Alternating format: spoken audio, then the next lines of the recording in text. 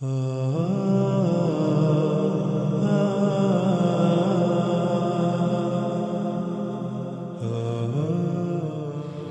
алейкум рахматуллахи ва баракатух. Боркер бир туугандарга кайрылат элек.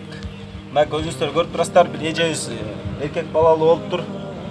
Ошо жентек өткөрүп атат иншаллах. Ана ушу жентектин союлган койлорду кара көлдө муктаж, жетим, кыйналып жашагандарга этти таркатып коеюн, сооп ээ болоюн деген экен иншаллах. Ушу пайгамбарыбыз Мухаммед саллаллаху алейхи ва саллям ушинтип жентек өткөргөн, аны акыйка деп коет, кыргызча жентек деп коет. Ушинтип сиздер дагы балдарыңыздын сиздерге кийин чоңойгондо мээримдүү, ырайымдуу болушун, сиздерди жакшы көрүшүн кааласаңыздар, ушинтип союп этин таркатсаңыздар болот. Анткени пайгамбарыбыз Мухаммед саллаллаху алейхи ва саллям ушундай ишти кылган да.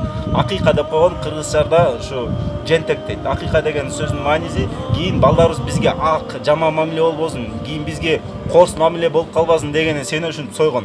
Аллахтын атына акыйка деп союш керек иншаллах.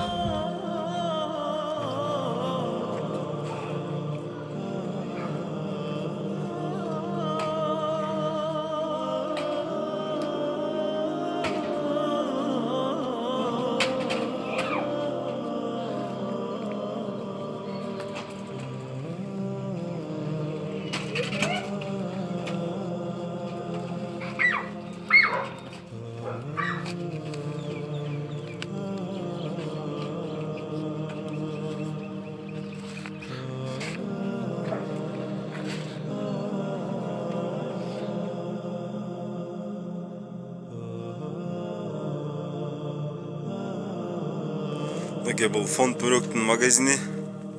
Бизде морозильник бар.